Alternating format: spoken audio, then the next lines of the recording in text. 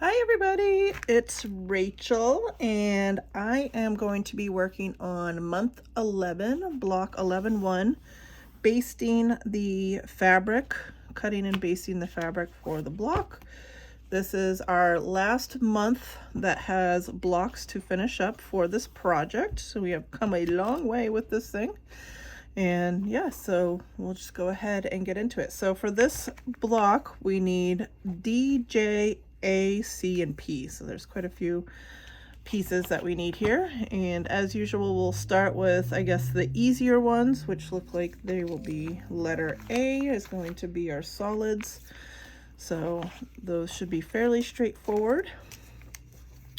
And it looks like I need 4 of each of those. Total of 8.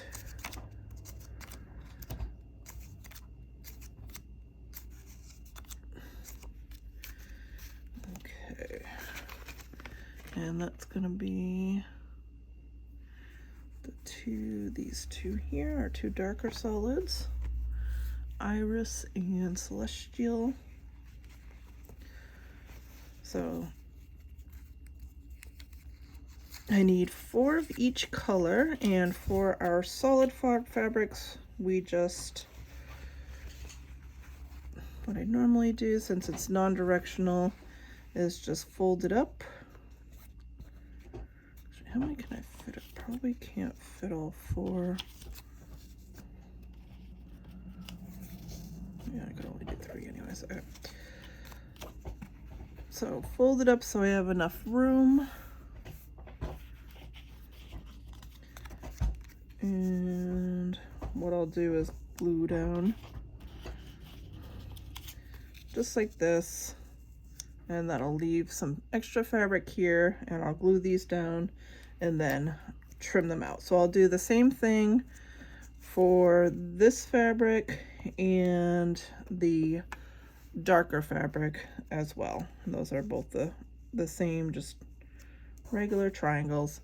So I will go ahead and glue these down, cut them out, and I do not baste. I baste everything at the end so I can make sure all my ears are going the right way.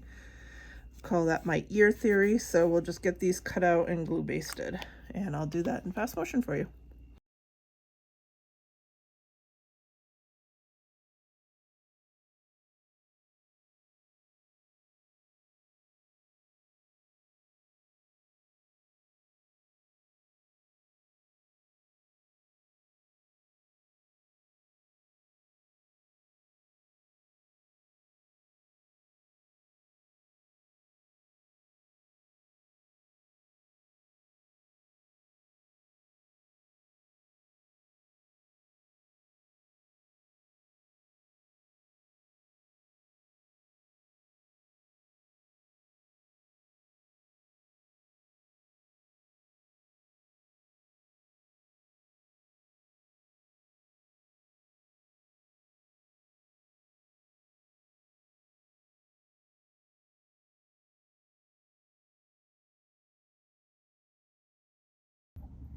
Okay, so we are all set with these triangles. We're just gonna set them aside and we'll do all our ears later. So the next thing we're gonna work on is our C pom-poms, and in the pattern, it looks like they tried to do each little triangle, so they're little triangles, cover a dot. So 1 dot within the triangle. So we'll use our light box for that. And I'll turn this off so you can see the light box a little better. And basically all we're gonna do is take our pattern piece here, put a little glue on the end, and then just eyeball a triangle centered right on, or a dot, sorry, centered right on that triangle. So we'll go ahead and do all 4 of those and then get them cut out and show you the next step.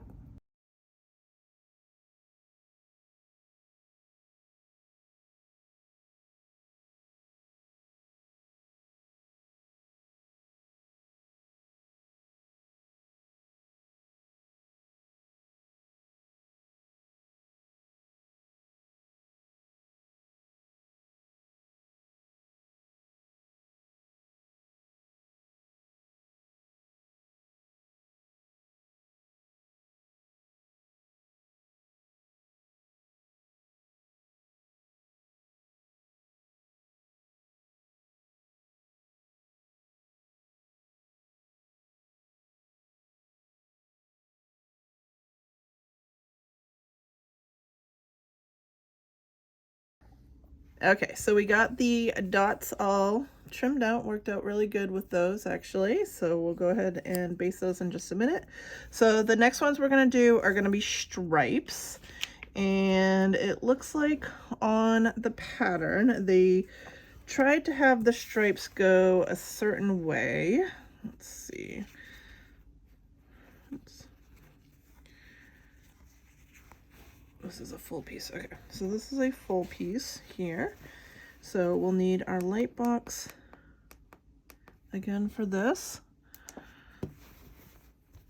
So on the pattern, the stripe, the black stripe goes on, so you can see I have a blue stripe and a black stripe in the middle. So on one side the black stripe is on the right and on the other one it's on the left. So I just have to do them basically opposite and then they'll turn out fine when I cut them out. So the way that I like to do these, because I want those stripes exactly down the middle of the tip of this diamond, is I do put glue right on the tip of the diamond as well as in the center. So that way I can make sure those tips don't shift when I'm cutting things out and also when I'm basting it. So this one, I have my black stripe down this side, and then this one I'm going to do my black stripe down the other side. So again, we're going to do glue all the way to the tip of the diamond. And make sure my, actually I probably should have gone a little, you know, I think I'll move that one up so I'm not wasting so much fabric. Doesn't really need to be down in the middle. Actually, maybe I'll leave that. I'll leave me plenty of steam lots. So again, so just make sure your stripes are opposite and then it'll match the pattern. You can see the stripes go the opposite direction on those. So I'll go ahead and get those cut out and then show you the next one.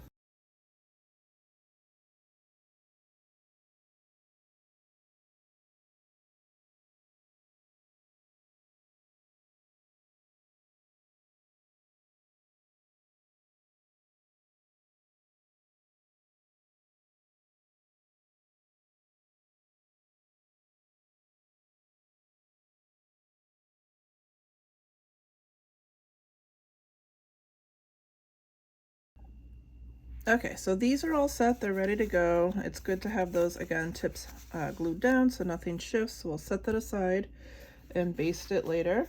So next up, this is going to be letter P. So this one is a little confusing. I believe the book is incorrect on a couple of these. So we're going to kind of do this step by step, the way that I think it should be done. And if I'm wrong, then I'll show you my correction. So make sure you watch the whole video before you do anything, but we'll make sure we have it all right. So each little piece here with P kind of forms a triangle. So you can see if you put two together, you get a triangle. So we're going to make 4 triangles with our pieces. I like to lay everything out myself. Really helps make sure everything is correct. So then once you have the triangles, they go together like this. Okay, so this is kind of how they're going to be in the quilt. All right, so the way this works is these two here are going to be dots. These two are going to be the dark color, and then these 4 are going to be the light blue. So in the pattern, it says for the dots and the dark that you need to basically take the pattern and then flip it for a reverse. And I do not think you need to do that for the dots or the dark blue, but I do think you need to do that for this light blue on the end. 2 of these are going the same direction and 2 are going a different direction. So that's why I like to lay it out, because basically what I'm going to do, since this is exactly how it's going to be in the quilt, is these are going to be the sides that I glued down onto my fabric, because this is exactly how I would want it be face up. So I'm going to move this up in my corner up here, and I'm literally just going to grab the pieces and glue them down into my fabric, and that should get me exactly the correct direction, hopefully without having to recut. So here's our dots. I'm not going to do, sometimes with the dots I line them up a certain way. just so they look a little nicer. I'm not going to do that with these because they're kind of small anyways. So they're just going to go whichever way they fit on the fabric. So first dot is going to be this one. So we're going to put glue on the top because that means this top side is going to be my fabric side, so it will be correct. And I'm just going to glue it down onto my fabric here. And then the next dot is opposite, it's this one. So we're just going to put glue on the top here. And again, just glue this right down onto my fabric. I think I'll use this side over here to get this part used up. And then I'll cut those out in just a second. I'll cut everything out at once. Okay, so that's my dots. Then I have my dark blue fabric, so that's this. And I'm just gonna do the same thing. I think I can use this extra piece for both. So again, my dark blue is going to be this one. So we're gonna put glue right on the top. I wanna do it right while it's still here so nothing gets moved or incorrected. And we'll put this down right on the fabric. And then this is my other one, and that's gonna go like that. And again, we'll put it right on the fabric. Okay, so we'll cut that one out in a second. And then the last one is this light blue. So we're going to take these four, and doing this method basically allows you to not have to worry about if you have to reverse it or not reverse it or whatever. It's just as easy as anything else, and you don't have to worry about getting it wrong. Hopefully, we'll see. Hopefully this comes all out right, because we're actually gluing the side that is going to be, and you can see these are opposites. Okay, so those did need opposites, and the other ones I don't think did. So very quick, easy way to make sure that everything is put down correctly. Okay, easy peasy. So those are all glued down, face down with the fabrics on the tops, and I will go ahead and get those trimmed out and show you the last piece, which is the elephant, in just a minute.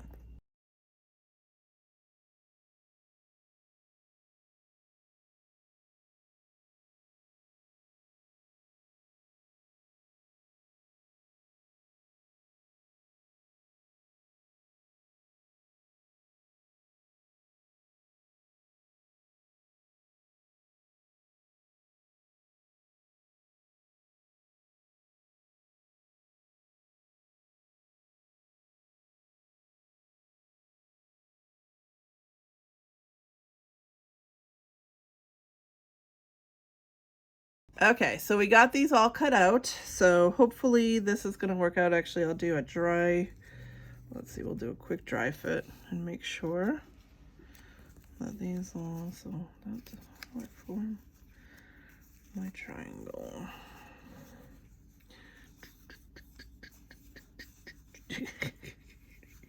Here we go. So these two form a triangle. That looks right. And then my dots with one of these. So dots with these. And that looks right, okay. And this with dots. And that will go up here, that looks right. And this with dots.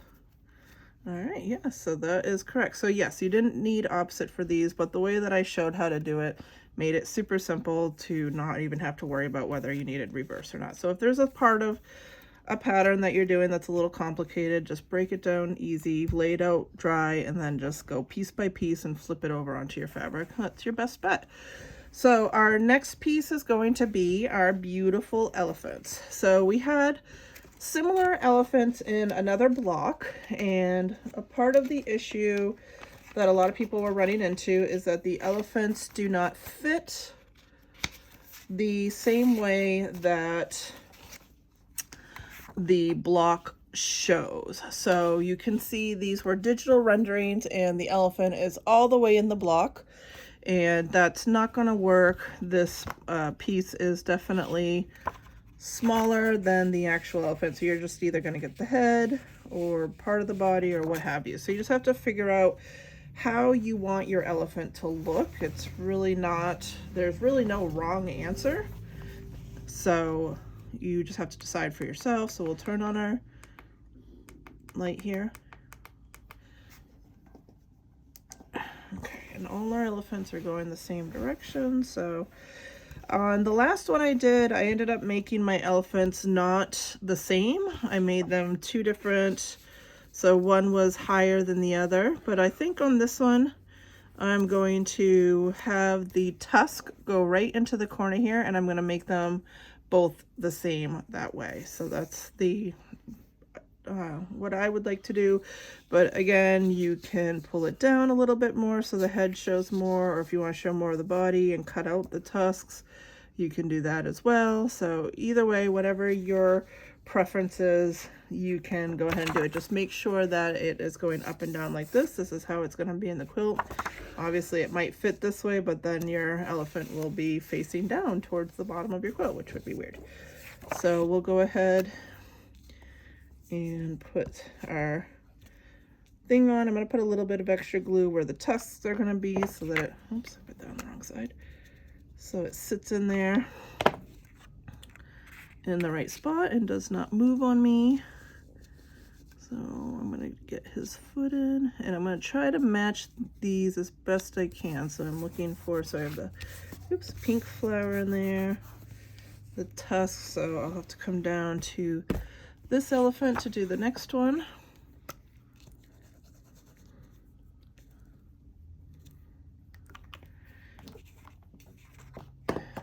And again, well, let's see how much of his foot is in there.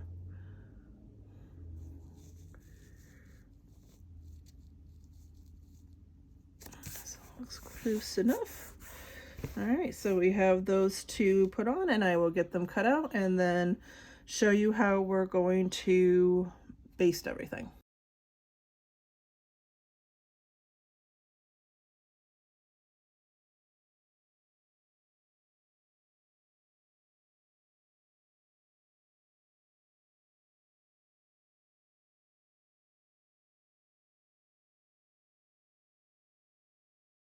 So we have everything all ready to baste.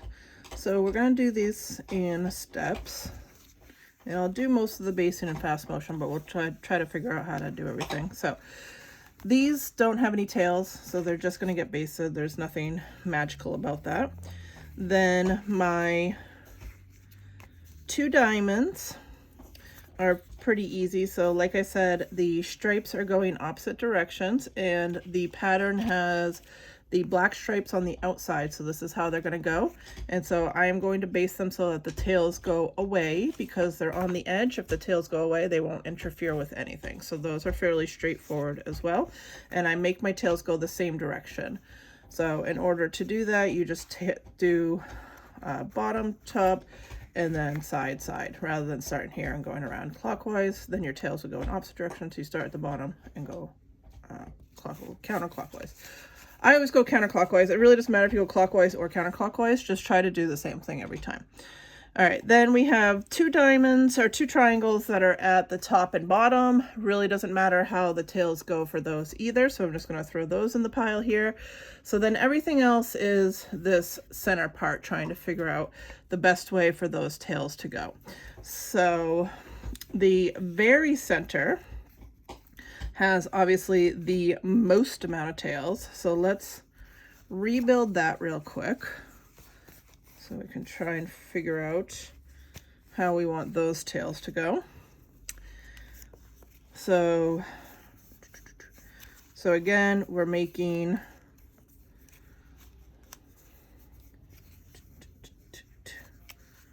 how does this go? Can't flip it over. Gonna make triangles. No. No, I can't figure out. Oh, that's probably the wrong piece. All right, there we go. So these go together. This is this side. Then, right, because this goes this way. Okay, so that's correct. Then this should match up with one of these. That goes there. This matches up with this. Goes there. And then these match up and go here. Okay. So this is how this sits, and then this sits in here. So basically when I'm basting these, I want my tails, all of these are going to have one tail going in a direction because they all have one point. And so I want all my tails to rotate around. So I think when I do this section, and maybe I'll start with this, I am just literally going to leave this like this and then baste them. So I have to think about it for a second. So if I flip this over and I want my tail to go this way, so I want my tail over here. So if I want my tail over here, actually on the triangles it probably doesn't matter because they're multi-directional. So I can baste my triangles any which way, okay? So I'll just do them the same way I always do them. There's really actually no secret to doing a triangle. The only time you have to think about how to baste a triangle is if you have stripes and you want the bottom of the triangle to be a certain way. But where it's not multi-directional at all, like I can literally turn this any which way. It doesn't matter how I baste the triangle because I can always turn it for the side that just has one, that has the piece going the correct direction. I believe. We'll see if I'm right or wrong, but I believe that's how that can work. Okay, then I want all the rest of these to go, so I want my tail to go down. I want to go this way. So that means I have to baste bottom side first, then this. Okay, so on all these pieces, I gotta baste that side first, and then the other side. So bottom side first, which ends up being bottom, bottom, bottom, bottom, and then ends up being top on this side, top, top, top. Okay, so that's what we're gonna do. And so I have to just go piece by piece with this and kind of try to pay attention to what I'm doing. But basically I'm gonna glue baste this side, the bottom side, whatever's the bottom side first. So this is the long end, this is gonna be the diagonal end, long straight end, diagonal end, and just put it down, put it back down and make sure that it's right so that if I have to rebase, I can just do it quickly. It's not a big deal. So I will go ahead and do this in fast motion and hopefully you'll get an idea of what I'm doing. This is what I like to call my tail theory of how you can make sure your tails are all going in the same direction to make your life a little easier. So I will go ahead and do that and then we'll come together after we're done.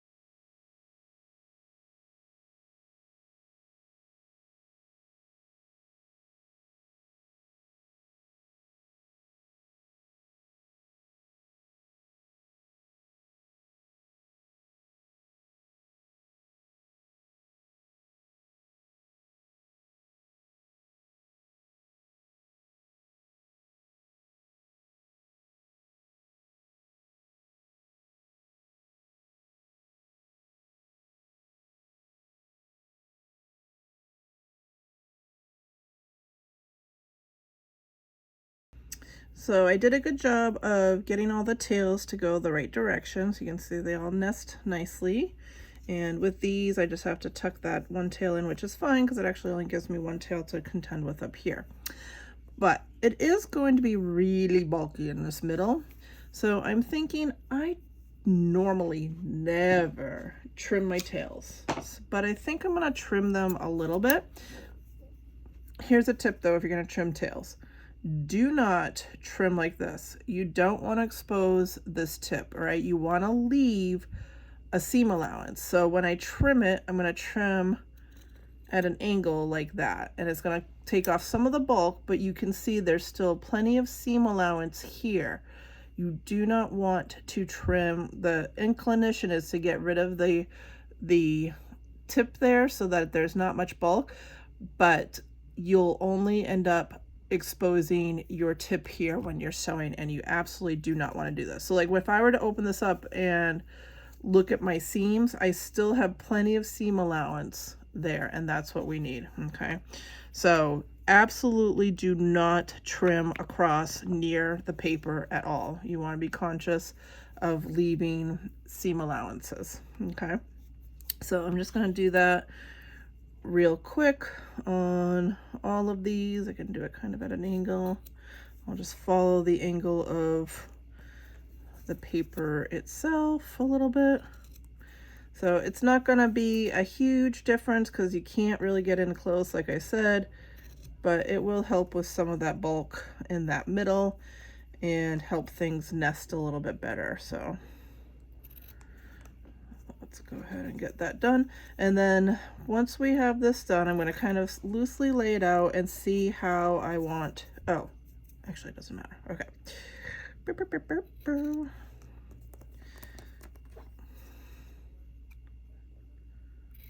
All right, so those are all trimmed, so that's a little bit better. Okay, so I was going to say that I'm going to lay this out again and see how I want to do my triangles, but again, your triangles don't really matter because you don't have a lot of options on how you can baste your triangles. Your triangles just end up with the tails they're going to end up with, and you just move them around in the final piece to make sure they fit the right way. So I'm going to go ahead and baste the rest of these. This was the most complicated basting here. So these are all set. They seem to work really well. So we'll set that aside. I'm going to baste these and then also baste the rest of my pieces, and then we'll come back and lay everything out, make sure it all fits and everything, and go from there. So I forgot to hit record when I was basting the rest of the pieces. Sorry about that. But they're all basted now, so we'll go ahead and put this together, make sure everything fits. So this is the hard part, is figuring out how these all go. So this is gonna go like this, pointed down.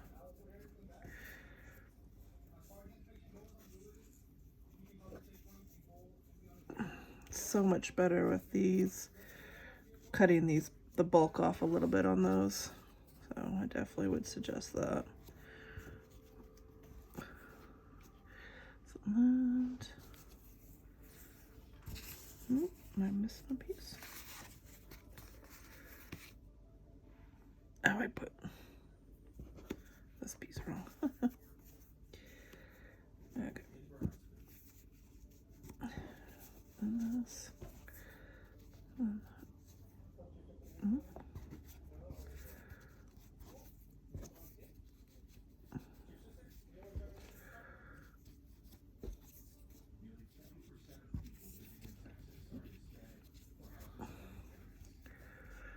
Okay, so they're not really gonna, it's gonna work out when we're sewing it, but they're not really gonna nest easily because there's just so many tails there.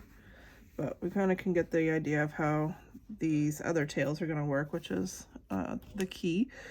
So we have one elephant down below, one elephant above, so none of those tails matter.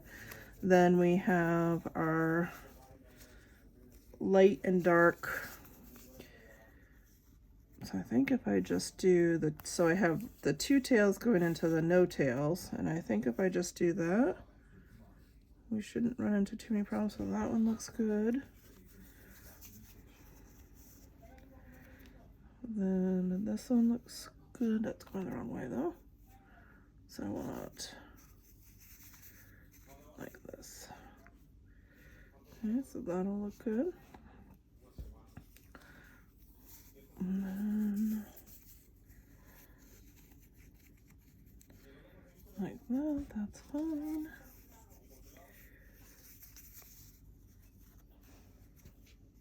Okay, so that all looks good. And then we just have our stripes going out. All right, so it looks like none of my tails are going to interfere with each other. Obviously, these just go at like the top, but that's not going to be an issue. So looks like we did a really good job on this. So again, if you have any questions, please feel free to ask in the comments below. And please subscribe to my channel, as I do post these videos pretty sporadically, so if you subscribe and turn on notifications, you'll get alerted by YouTube when I do post another video. And hopefully this one helped you with basting this particular block. And I will be doing another video soon with block 11-2 and 11-3. I'm going to do them together since they're both, neither of them are full blocks anyways. So look out for that, and I hope you have a great day. Thanks, everybody.